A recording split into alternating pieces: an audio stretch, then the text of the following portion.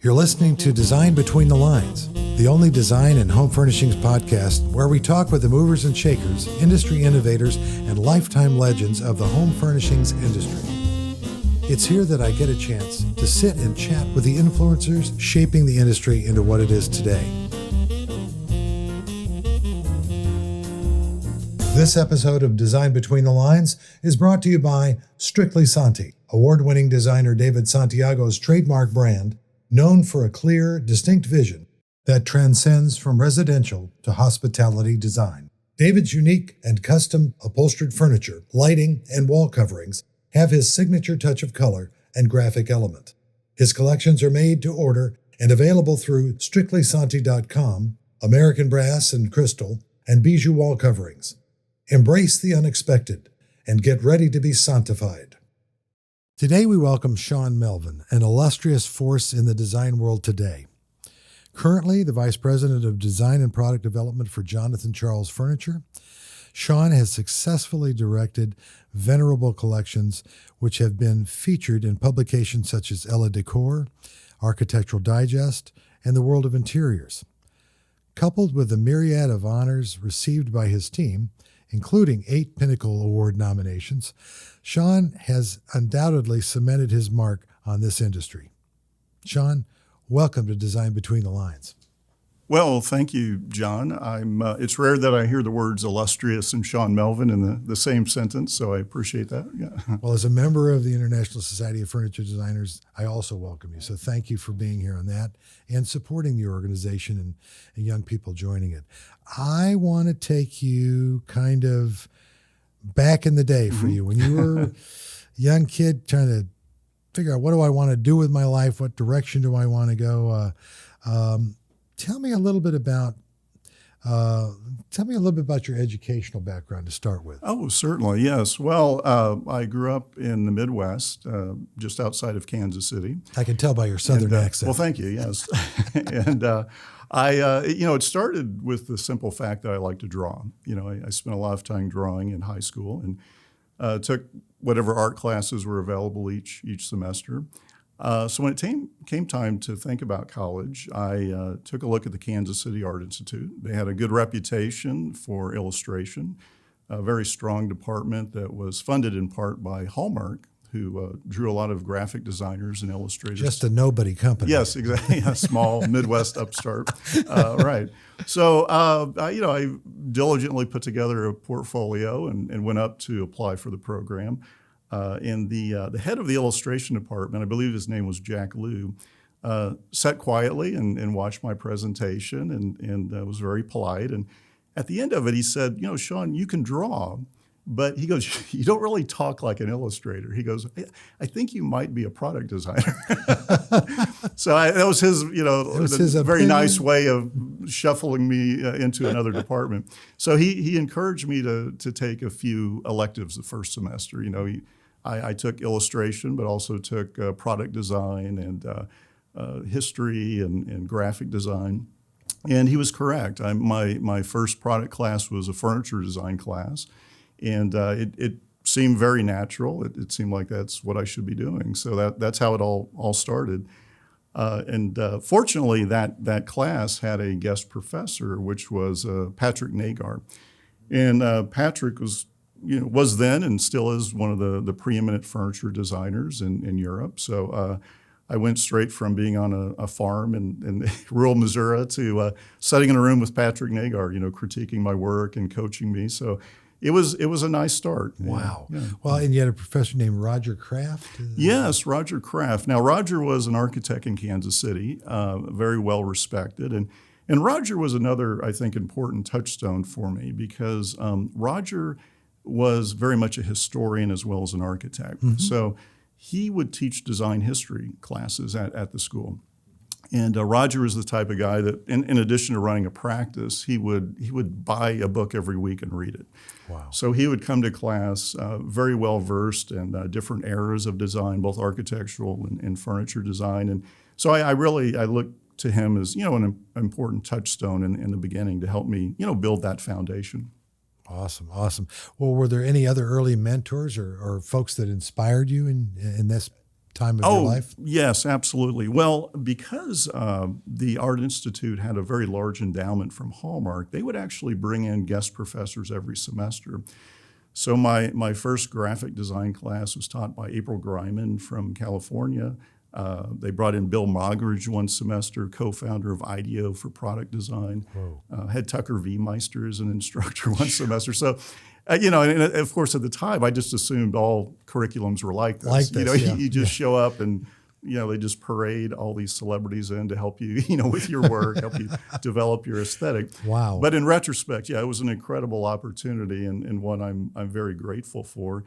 But in addition to my formal education at the Art Institute, I think my first job was pretty important from an educational perspective. Mm-hmm. I, naively loaded up the U-Haul after I graduated, drove to North Carolina and announced that I was a furniture designer and, proceeded to hang sheetrock and paint houses for about 6 months. I was going to say, they came out of the mountains trying to look for you. Yeah. Right, exactly.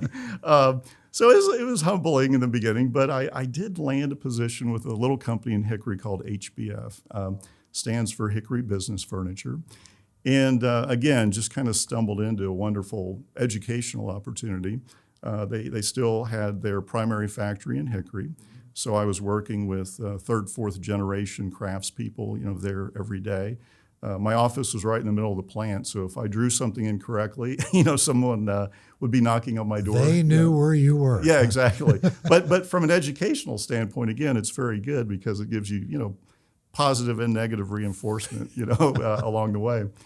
And HBF was also unique from a branding perspective. Although manufacturers in the Carolinas are not known for branding, their creative director at the time was Michael Vanderbilt. I was hoping you would say that. Yeah. He was really a force, and so he was doing our showroom design, our catalogs, the website, everything. And was he responsible for bringing the HBF fabric line into existence? He was, yes. He was. That was very popular. Yeah, he was very much involved with the fabric program, and he even brought us our guest designers. Michael was teaching at the time at California College of Arts and Crafts, which has recently been renamed. But one of his night students was Barbara Barry. So he introduced us. You just meet all these nobodies. Yeah, exactly, right. But and again, I just assumed all companies in North Carolina were like this. So so our creative director is Michael Vanderbilt. Mm-hmm. The guest designers for product are Barbara Barry, Orlando Diaz-Escoy, John Hutton. I mean, it was really just a who's who of product designers. Wow. So it was a wonderful opportunity to be exposed to both manufacturing, but also branding and product design. And I really think that established a template that I've tried to follow, throughout my career. So. Wow. I mean, I can only say, wow, I guess I have a big vocabulary. Right. But, so you got graduate education at Wake Forest, just around the corner from where we are in High Point. Yes. Tell me a little bit about that role in benefiting and shaping your career. Did that have some role playing in your career development? Absolutely. Shortly after working with HBF, I also worked with Baker Furniture, which had factories up and down the interstate, and it was a very similar experience to HBF. And then I was working with craftsmen and again world-class guest designers. So really felt like I had the engineering and a lot of the product design down. But what I felt I might be missing working in the factories was the history, the anthropology, the sociology, the bigger picture concepts. And, by virtue of being in North Carolina, I was surrounded by all these wonderful universities. So, I again, very innocently pitched the idea to Baker that I should go to Wake Forest and start taking night classes. And they agreed to sponsor me, as a student. So, I just enrolled in anything I could get in the evenings. And it started with a lot of history, but it soon expanded into other departments. And what I found there was something very special in that I could study design, but not duplicate my undergraduate work. And that was something people had told me early in my career. They said, whatever you do, don't get a master's in design. They said, look, you can design. That's not a problem. Study business, study engineering, study anything else but design. And I wasn't quite sure how to pull that off, but fortunately Baker, facilitated that for me. And so I came out of Wake Forest, I think, although I won't say I was necessarily smarter, I was just more aware of what it was I was doing. And I understood the precedents for what I was trying to create. And while at Wake Forest, I became very interested in the modern movements, specifically the Wiener Werkstatt in Austria. Was interested in how that acted as sort of a pivot point between arts and crafts and also the Bauhaus. Right. They had some really fascinating people congregating in Austria at that moment. And not to digress too much, but the folks in Vienna were obsessed with René Mackintosh, the Scottish arts and crafts architect. So they would actually bring him over on a ship. They would have a parade in the streets of Vienna and put him on a float and celebrate, his awesomeness. And they idolized the arts and crafts designers. And then if you look at the other side of the Vienna workshops, the silversmiths that from that studio went on to start the shop at the Bauhaus. So really a critical moment in history, and particularly guys like Coleman Mosier and Joseph Hoffman, who really were the fountainheads for what I consider modern furniture, modern architecture. So. Well, you have a personal appeal. You like the modern movements and so forth, and we kind of just discussed for a few minutes directions and movements in what's affecting design and what has affected design prior to us sitting here today. Tell me, in your opinion, how you think design influences the day-to-day quality of people's lives today. I mean, what's that influence like? We obviously heard about the parades in Vienna. I mean, you could be having a parade next week, but we don't know. We have to check High Point's schedule. But what's your feeling about how especially home furnishings design influences people's lives today? I mean, the big word is always lifestyle, but tell me about your feeling about it. Right. No, you're exactly right. Well, currently I'm working with Jonathan Charles Furniture here in North Carolina. And one of the things we've been trying to do is move the brand from a very formal, traditional point of view to a more casual, contemporary point of view. And in doing the research for that project, we discovered, especially within the last year, that people's time at home had nearly doubled. And not only were they spending more time at home, they were using their homes in a variety of new ways, whether it was helping tutor their children or facilitating their own office space. So it has changed both the function of the furniture, but also the general psychology of the space. Obviously, we don't now want furniture that's terribly fragile or requires a lot of maintenance or something that you have to worry about. If you're living with it 18, 19 hours a day, it's something that needs to be a little more durable. And so certainly I think the last year has changed the way we perceive our interiors and how we use our space. Well put. We're going to get to Jonathan Charles a little bit more in detail in a minute. Let me just tell me, and this is for the benefit of students that are listening in, of people who are students of product design and those who are maybe considering a career in this business. What's a day in your life like these days with what we just mentioned about you being involved in Jonathan Charles, a division of Marcor? What's a day in your life like? Right. Well, we typically work on a 12-month development cycle. So it really depends on the month of the year, but often there's a month of the year where I'm recruiting, looking for outside design talent to join our efforts. Depending on the experience of the people I'm recruiting, there may be a month behind that where I'm working on contract negotiations. Ideally, if we can move through that by month 3, we're looking at concept renderings, probably another month of AutoCAD, 3D modeling, right into production documents. So there the job does change month to month. But I think what's unique about the last year is that I haven't really had the hands-on contact with the factory. Yeah, that's a big absence for a lot of It designers. is. Yeah. And it really does handicap you in a sense because we can use Zoom to a certain degree. We can have conference calls, but it's not quite the same as being in the space, with the furniture. So that's been certainly a new variable that has affected all aspects of our work. Did you find your explanation of the American definition of form, function, proportion, and scale? Oh, sure. Having to do that without actually physically being in front of those people is perhaps a little more. You're stressed and trained to now have to describe things that normally you would be able to physically do in front of them. I mean, there's really no substitute for being on the factory floor and as you say, describing things in person, whether it's marking up a full-scale AutoCAD print or drawing on the piece itself. Exactly. Yeah, drawing on the piece. Many people get into that just a little bit because, a lot of people don't understand that when you're, let's say this is a year or two ago, pre-COVID, and you're over there, you're in the factory, and you're trying to get a point across about a change you want to make. Maybe that's you walking down to the sample department to grab the rasp off the wall and going up to rasp an edge on a table because you couldn't figure out how to tell them about a rasp.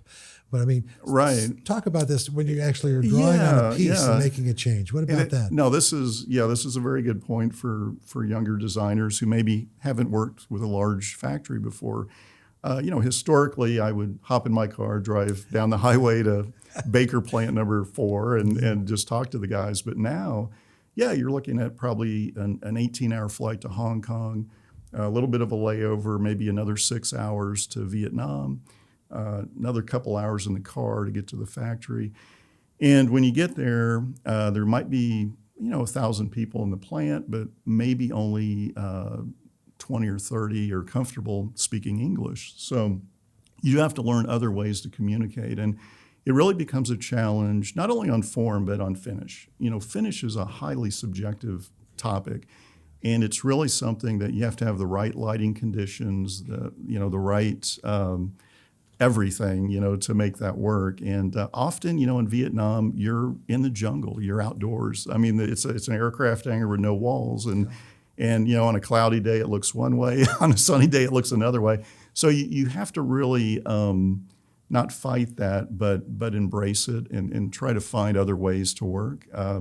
Even simple things like software packages that are used in Vietnam versus America are very different. And, just finding common digital languages is challenging, So it's a big part of it. And, as we reach into now even further south in Asia and India, it's even more of a challenge because in India, it's not unusual to walk into a factory that has no roof, has no floor.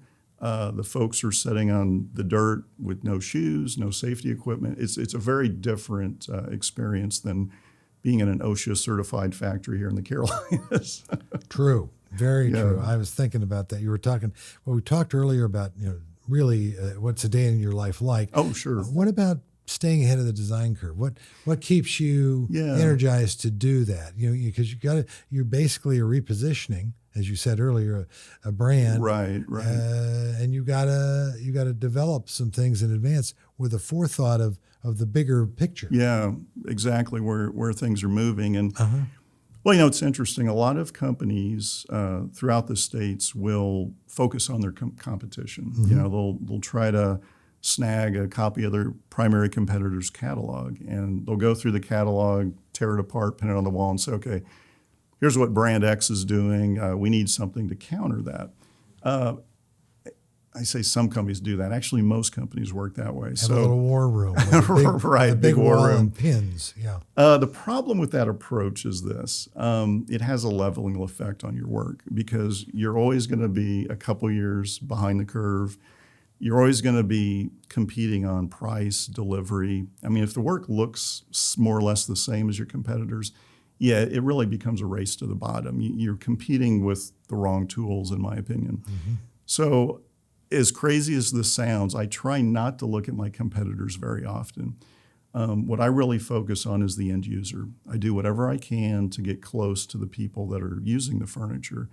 Now, in the past year, that's been extremely difficult, but if we think about the past year and you think about what's changed in people's lives, how they use their space, how they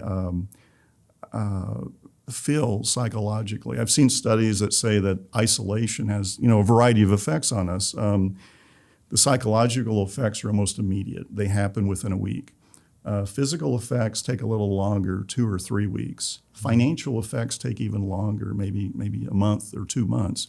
And now these are Americans being surveyed. Sure. But think of that. If you're having psychological side effects of isolation within a week, and you've been trapped in your house, maybe with young children, pets, for months and months. I mean, we don't have any data for this yet. I mean, we don't know what the long-term effects might be. Forget about our physical health, but our mental health is being impacted. And simple things like the colorations of the furniture make a huge difference when you're trapped looking at it all day.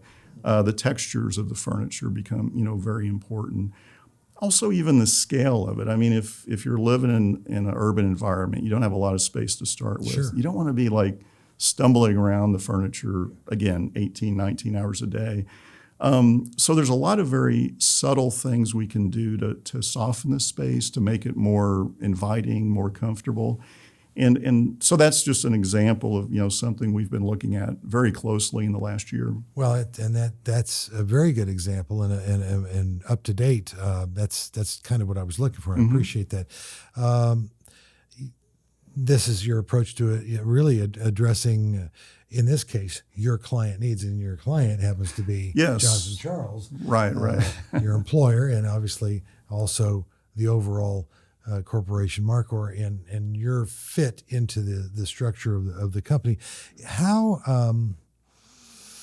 in a sense, you're boosting Jonathan Charles' unique creative voice. Mm-hmm. So what is are you considering new directions to position them with? I mean, we just talked about one. What else is absolutely what that you can tell me about? What else are you thinking about? Yeah, certainly. Well, when I was at Baker, I was on the executive staff with another gentleman named James Noyak. Mm-hmm. And James was responsible for marketing and visual merchandising. I was responsible for design and product development. About 2 to 3 years ago, Marcor approached us as a team. They asked us to join the organization to help reposition the brand. Mm-hmm. And one of the first things that we noticed was that Jonathan Charles was a regional company. They had a very strong following in the southeastern United States. Right. And they were particularly strong with small retailers, mom and pop shops that would really use them to buy unusual novelty items, maybe 1 or 2 jewelry pieces to kind of, jazz up the store a little bit. But they had no presence in any of the major markets in the United States. So, they really weren't represented in New York, Chicago, LA, really anywhere that you really need a brand to be successful. Yeah, they just were down in this little nook. And although, they had an amazing factory, they had a wonderful factory that was set up by Jonathan Souter, who's still there, still running the plant. Really, their area of expertise was craft heritage. They didn't understand the American market. They didn't really understand product design for the States. So that was really the sort of the beginning. So what James and I have really focused on the last few years is redesigning the product line to start with. We established 3 very distinctive lifestyles, traditional, modern, and casual. We also developed a very logical pricing matrix of good, better, and best, which most furniture companies follow. Sure. But the really big shift was we went from an item business to a lifestyle business. So when you walk into the showroom now, you experience a very unique environment for each collection. So you'll see lighting, you'll see rugs, you'll see upholstery, which was not a category 2 years ago. Mm-hmm. You'll see beds, which was not a category 2 years ago. So You're jumping into a lot of categories pretty quickly. Yes, very rapidly. And really what we're trying to do is build a toolbox for a professional designer in a major urban market. Although they won't necessarily buy the collection, what they'll do is they'll pull different pieces from each collection and mix that to solve whatever problems they need to solve that week. So really we're building a platform for the trade, I think is the best way to describe it, and really reaching into those more urban markets that have a more global audience and one that has a little bit different aesthetic than traditional English.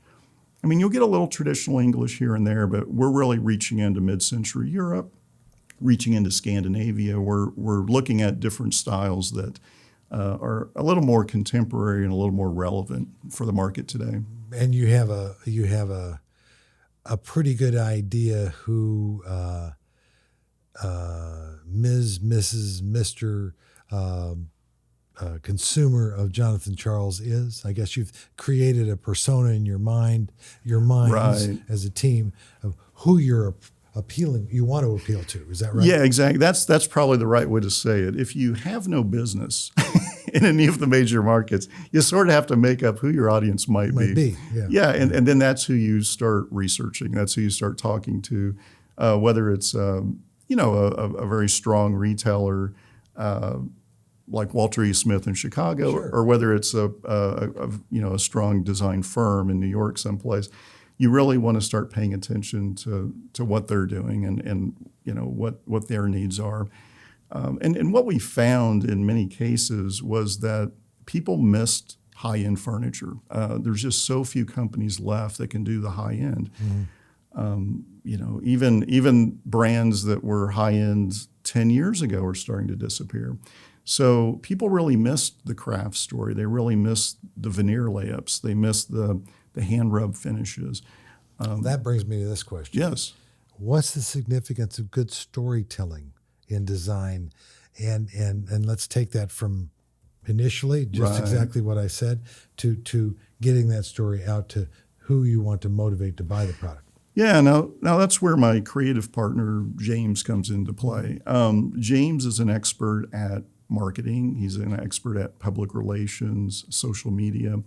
So what he was able to do was, once I established the product story and helped the sales team understand what the narrative was, James was actually able to take that to a much larger audience. Last year, for instance, Jonathan Charles had 76 placements in national magazines. That's never happened at that brand before. Awesome. And again, congratulations. Yes, thank you. And that's James, out there every week, networking and using those editorial resources that he's developed through the years. And as you kindly pointed out, we had 8 Pinnacle nominations. The company has never been nominated for a Pinnacle Award that I'm aware of. So, again, from a product and marketing standpoint, you really have to, you have to work in tandem, and you have to move the same direction. But to answer your question more directly, storytelling is critical at certain price points. If you're IKEA, the story's nice to have, but it's not critical. Yeah, right. But if you're trying to sell somebody a $30,000 dining table, as James says, nobody needs a $30,000 dining table, right? So you need a really good story to move that product. And so, you have to be able to talk about the carving and that it's not cast. This is hand carved. These are hand carved legs. Or you have to talk about the veneer. It's a very special cut of veneer that is very difficult to find. You have to talk about the species of the wood and why it's more durable than other types of wood. Well, as you were talking about finish as well. Yes, right? Finish. Incredibly important. We just launched a line recently with Dave Clark called the Barcelona Collection. And it was very special in that we had very unusual veneer cuts, very unusual finishing processes that made it look like vintage product. And one of the things we did that I was very excited about, instead of coming in with a deluxer and polishing everything to a 90 sheen, we actually polished the finish by wet sanding it. And what that does, it creates the illusion that it's a relatively low sheen finish. But if you put a sheen meter on it, it's actually an extremely high sheen finish.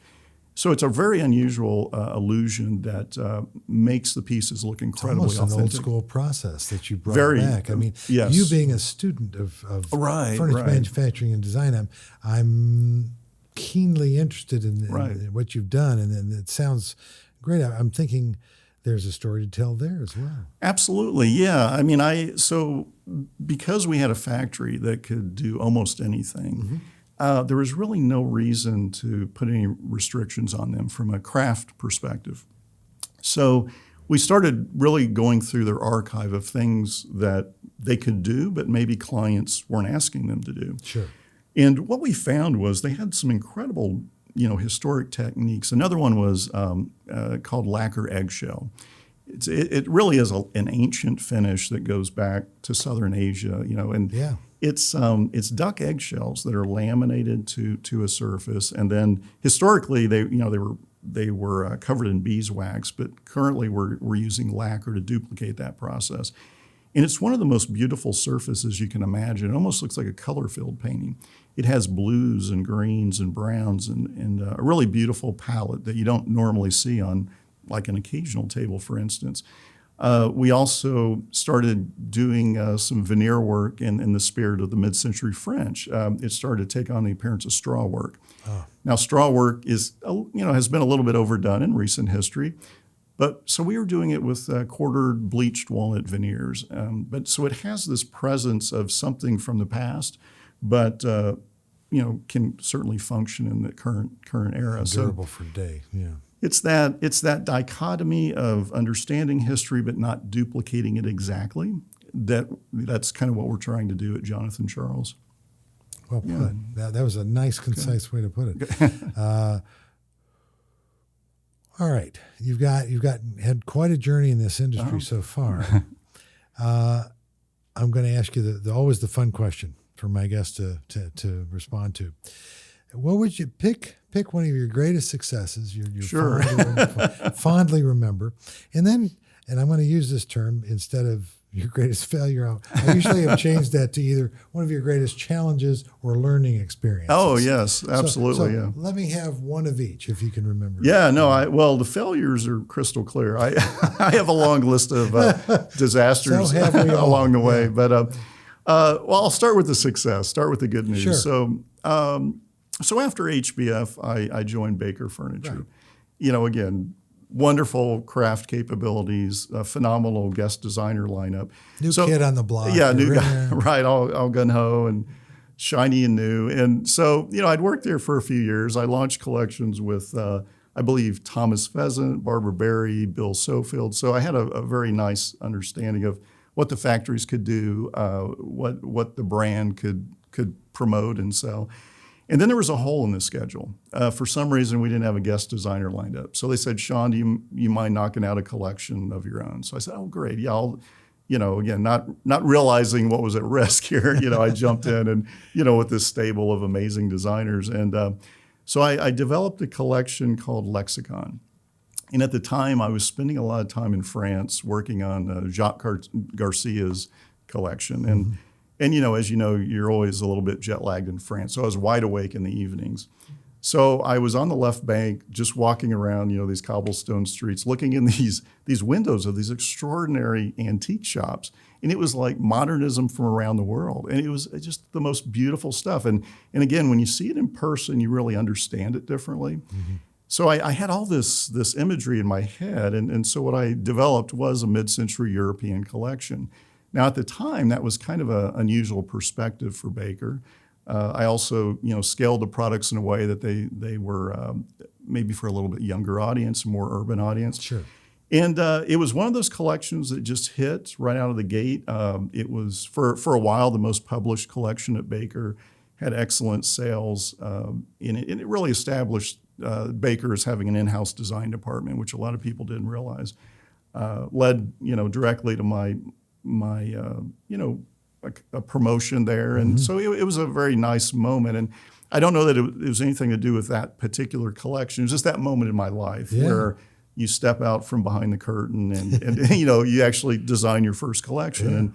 Yeah. And I was fortunate to have a stage as big as Baker to promote it. So, it was great. I mean, I immediately was on what seemed like a never-ending speaking tour. And yeah, I'd go to New York, and I would be, I could maybe talk to 100 professional designers about what I was doing, and it's a wonderful experience, and I hope other young designers can still get there today. Yeah.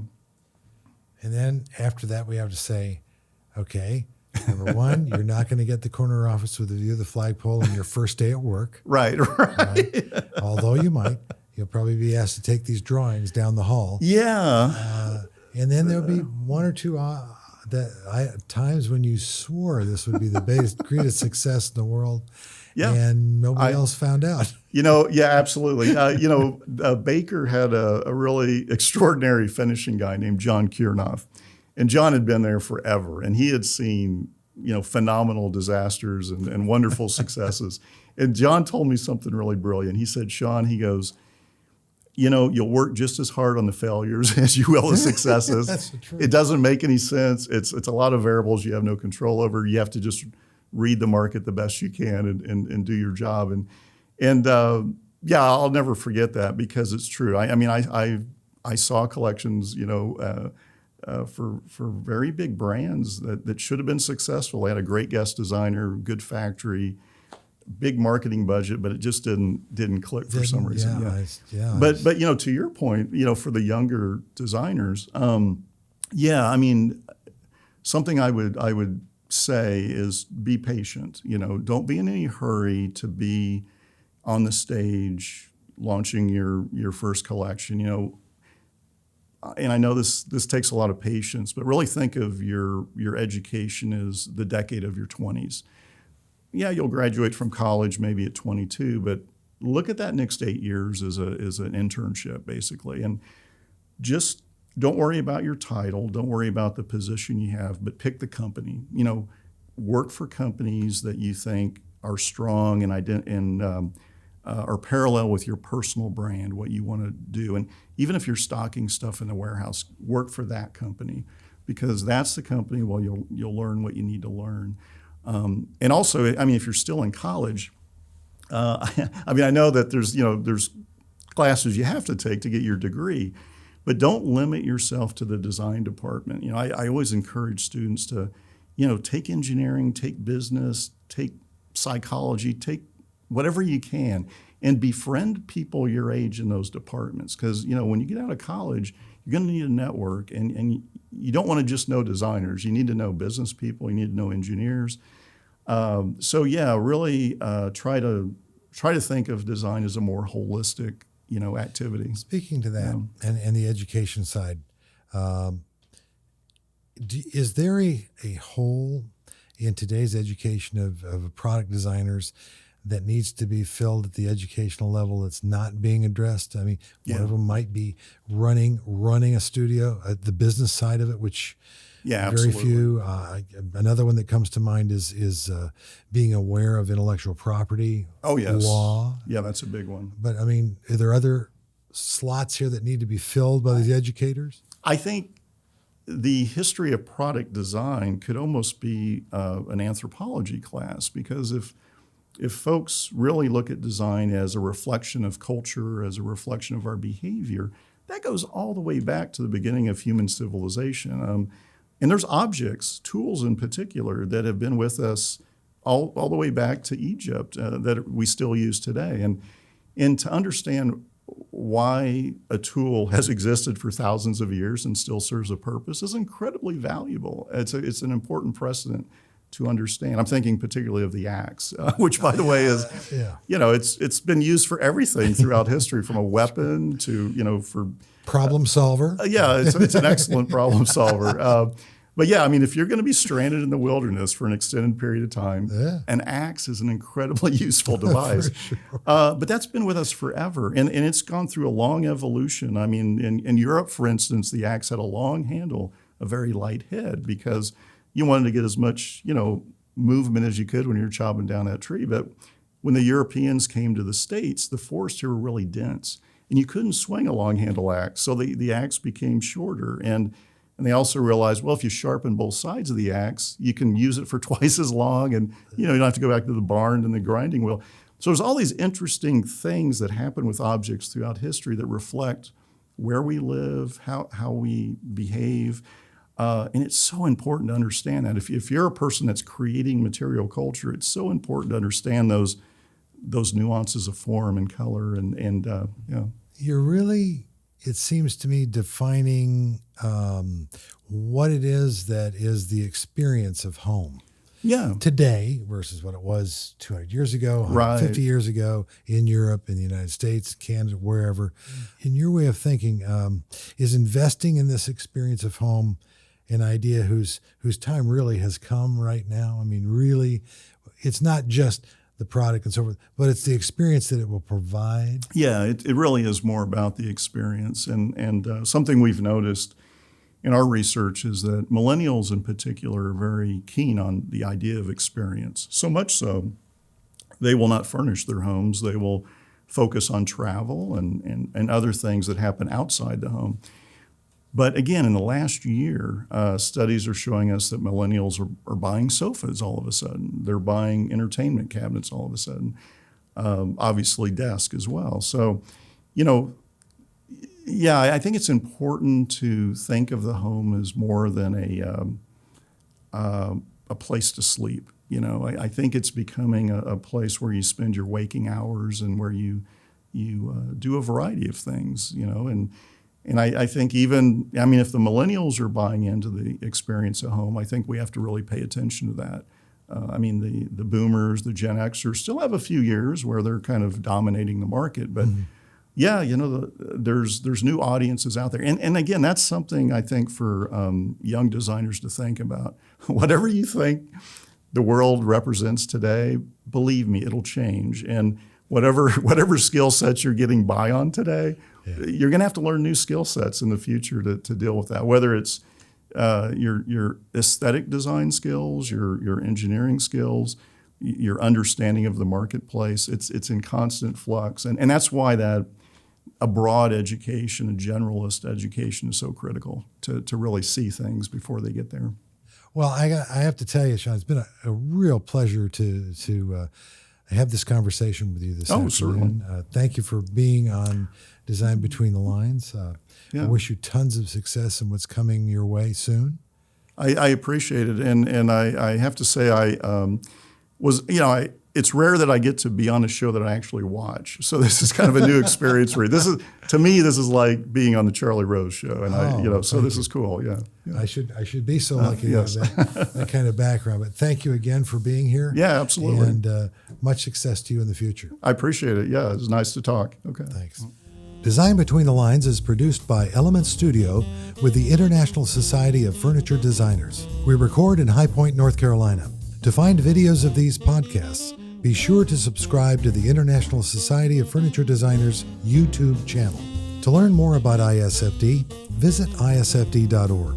And don't forget to subscribe to hear more industry stories of Design Between the Lines.